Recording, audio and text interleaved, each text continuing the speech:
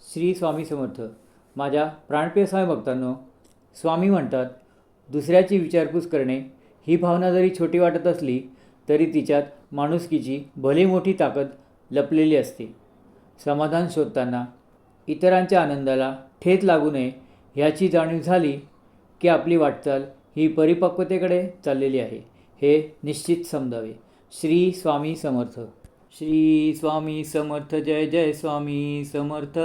Jai Jai Swami Samarth. Shri Swami Samarth. Jai Jai Swami Samarth. Maharaj Swami Samarth.